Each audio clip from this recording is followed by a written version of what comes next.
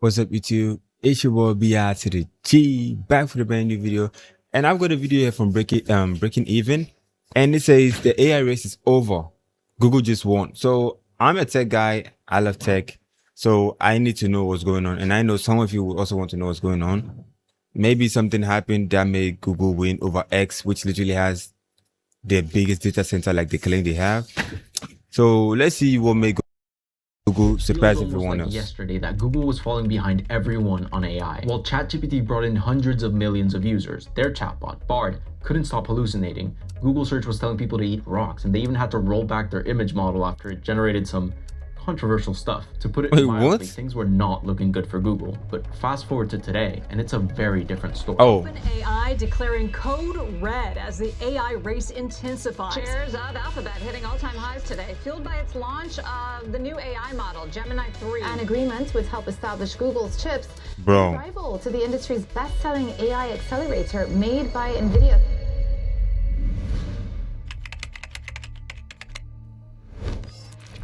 Google is that great, bro. Google released Gemini 3, its most powerful language model yet, and it was so much better than GPT-5 that in response, OpenAI declared a code red. That's what's been making most of the headlines lately. But here's the thing.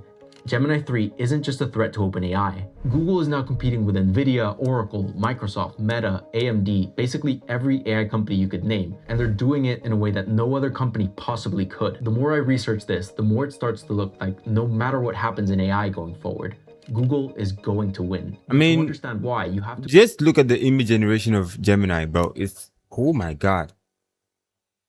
Oh my, you can literally give it a prompt, right? To generate like videos, thumbnail ideas and stuff. And it does it so amazing, bro. When Google's AI strategy was still a complete mess. Funny thing is, it wasn't even that long ago. Let's go back to 2020, before all of this AI stuff happened. At the time, Google was in the middle of one of the most important trials in its history. The US government had accused them of illegally monopolizing the search advertising market, and the jury actually found them guilty. It even looked like Google would be forced to spin off Chrome and Android into their own separate companies. But that never happened. You see, when this case began, there was really no credible threat to Google's search monopoly. But then, in November 2022, OpenAI released ChatGPT as a small experiment. We all know what happens next. 2 months later, ChatGPT had 100 million users and the entire tech landscape was pivoting to focus on AI. Now, at the time, everyone was saying this was a massive threat to Google. The company's main profit driver was and still is search ads. They make more than $100 billion from it every year. Bro, ChatGPT search engine is buns, bro. Like, I know it's cool because it gives you like direct data, but you literally search for something expected to have links and things, and it just gives you, it's rather explains it to you. Google does that already. Like when you literally search on Google, it explains what you're looking for, then gives you links, search results and stuff. But this one just explains the things, adds some pictures to it, and then that's it. It's kind of weird. I don't know if they changed it though. I stopped using this. I don't know. ChatGPT was just better. Its responses were more nuanced and personalized, and since you could just talk to it instead of trying to use the right keywords, it was ChatGPT is great, but the search engine of ChatGPT is ass. In kind of an awkward spot. On the one hand, if they did build an AI product, it would compete directly with search and threaten their biggest source of revenue. But on the other hand, they couldn't afford not to build one. AI was the future and they had to be a part of it. So by 2024, when the judge overseeing Google's case had to decide what to do, AI had completely changed the nature of search. Ultimately, the judge decided against breaking them up because, think about it, yeah, Google was guilty of monopolizing search, but now that entire business model had competition, and Google had to do something about it. Now, the truth is, they had been trying, it just didn't go well. A few months after ChatGPT came out, Google released Bard, their own chatbot. But in its demo, it hallucinated a basic fact in front of the entire world, which made Google lose over $100 billion in value just that day. A year later, they rebranded Bard to Gemini, which now came with an image generation model. For some reason though, it insisted on making everyone, even these guys, racially diverse. Then, when Google introduced AI overviews into search, they were telling people to eat rocks and add glue to their pizza, even that smoking while pregnant was perfectly healthy. I mean, what? This wasn't good.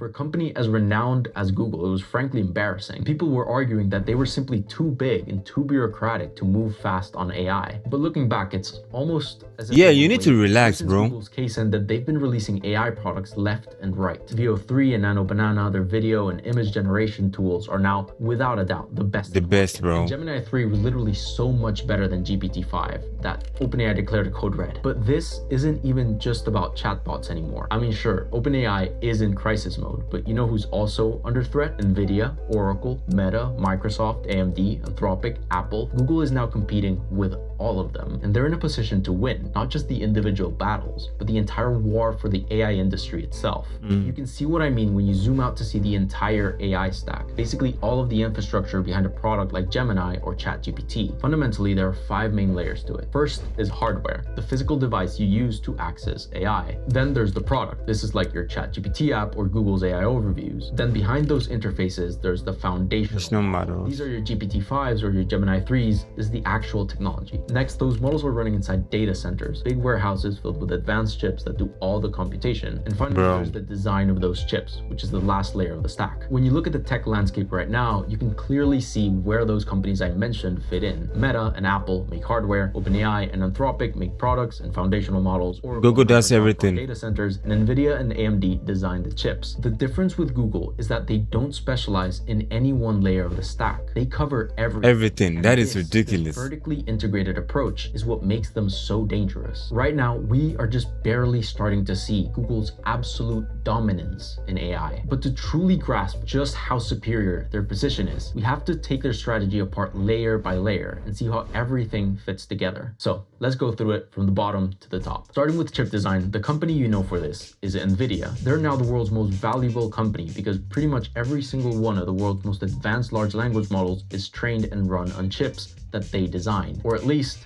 that was until Gemini 3. See, Google also designs chips. They just do it a little differently than NVIDIA. For starters, NVIDIA's main chips are GPUs, graphics processing units. But Google designs CPUs, where the T stands for tensor. Without getting too much I thought it was APUs. GPUs and TPUs are both just computer chips. Fundamentally, what they do is math. The difference is that GPUs are great at a bunch of different kinds of math, whereas TPUs are specifically built to do tensor math, the kind that powers AI. What was groundbreaking about Gemini 3 was that not only was it better than every other model at the time, it was trained exclusively with Google's TPUs. Gemini 3 is proof that NVIDIA is no longer the only company making AI chips at the cutting edge, and this is a massive threat to them. Google's TPUs are at least on par with theirs, and they literally just announced that they plan to double production by 2028. But unfortunately for NVIDIA, it gets even worse. Up until very recently, Google was only building TPUs so that they could rent them out through Google Cloud. But now they're competing even more directly with NVIDIA by selling them outright. They just got a deal to sell 1 million TPUs to Anthropic. There's also rumors that they may be selling them to Meta and OpenAI too. Those are some of NVIDIA's biggest customers. Google is literally breaking their monopoly, which is why naturally their stocks are going in opposite directions. Now, this is already a fantastic position for Google to be in. They're joining the market that made NVIDIA the world's most valuable company. But remember, this is only the first layer of the AI stack, so let's see how it all connects. The second layer is data centers. In case you didn't know, this is the main way companies like Oracle and Microsoft are playing the AI game. LLMs need a lot of computation, so what they do is build entire warehouses, usually filled with NVIDIA chips, and then they rent them out to companies like OpenAI to train and run their models. Again, Google does this too, it's their cloud service, but the difference is they make their own chips, and that makes it a fundamentally different business. Think about it. Microsoft and Oracle are in a pretty tough spot. Not only do they have to pay the markup for NVIDIA's chips, but between construction, equipment, and energy costs, their margins become razor thin. On the other hand, Google's situation is completely different. Because they design their own chips, they don't have to pay NVIDIA. They can pay the cost. But more importantly, they can custom design their chips, their hardware, and their infrastructure to work together perfectly. I mean, look at how seamless Gemini is with the Google Pixel lineup. Like, bro, what would happen flawless. When you do that? Everything becomes more efficient, especially when it comes to energy. The result is that Google can run its cloud service at a fraction of the cost of what Microsoft or Oracle can. And it works out beautifully. You know, back when ChatGPT came out, everyone was talking about how much of a threat AI was to search. But what I think we all underestimated was how beneficial it would be to Google Cloud. Right now, their sales are growing at an annual rate of 30%, and it's now nearly 20% of Google's revenue. And when it actually comes to AI, well, they figured that one out as well. The next layer of the AI stack is foundational models like Gemini 3, GPT-5, also VO3, Sora, that kind of stuff. Now at the start, OpenAI had a clear lead here. GPT 3.5, the first model ChatGPT shipped with, was revolutionary. And by the time they released GPT-4, everyone else was still catching up to them. But GPT-5 was different. To a lot of people, it felt less like a breakthrough and more like a minor upgrade. Plus, by this point, OpenAI's lead was gone. Google's video and image generation models were already much better than OpenAI's. And in November 2025, they released Gemini 3, which outperformed GPT-5 on basically every benchmark you could imagine. Now, OpenAI did just release GPT 5.2 this week as I'm recording, and from what I'm reading, really? it is competitive with Gemini. But ultimately, if you zoom out, both OpenAI and Google are going to continue improving their models long into the future. The way I see it, whatever benchmarks they break on any given Tuesday isn't really what's important. What matters is this. This is a graph of the Gemini app's monthly downloads. And now you see why OpenAI declared a code red. The real leverage in AI is in owning the product. And this brings us to the next layer. For this new product category, which I guess is called a chatbot, OpenAI and Google are really the two most viable competitors. Only nerds use Claude or DeepSeek. Right now, ChatGPT is getting close to 900 million weekly active users, which is freaking insane. Gemini, by comparison, has 650 monthly active users, but it's growing very fast. See, these apps are still in the process of going completely mainstream, and both Google and OpenAI stand to gain a lot from ads whenever they decide to turn them on. Wait, hold on. Why is Bruno mentioning Grok, bro? He's not even mentioned XAI once in this video. This yet. It's because the way these things work is they become better over time as they Is Grok not a competitor, bro? It's very hard to switch. That's why Google and OpenAI are doing everything they can to steal each other's users. If they don't do it now, it's gonna be too late. Now, you might very well argue that dethroning ChatGPT will be immensely difficult, even for Google. And you might be right. But again, when you zoom out to see the bigger picture, Google still crushes OpenAI on the product layer. Their weakness and Google's biggest strength is that chatbots aren't the only product that matters. OpenAI has ChatGPT and Sora, but apart from Gemini, Google has Chrome, Gmail, Drive, Docs, Sheets, Slides, Search, Maps, Calendar, Meet. Bro, Google apps are ridiculous. The list goes on. This ecosystem is something no other company can compete with. I mean, maybe Apple if they got their together. And Google in some Apple is a mess right now. Is making AI a part of it. Once you're using it, which, I mean, if you use Gmail or Google Docs, you will, switching to anything else is going to become incredibly difficult. And so just to put the final nail in the coffin, let's look at the last layer, hardware. The main way most people access AI right now is through our phones. And you guessed it, Google does this too. They have the Pixel line, which is getting more and more popular every year. But apart from this, they're phones are beautiful, bro. Their own AI-powered glasses soon. And look, I have my doubts, but if the tech bros are to be believed, this is going to be the next big computing platform. If it is,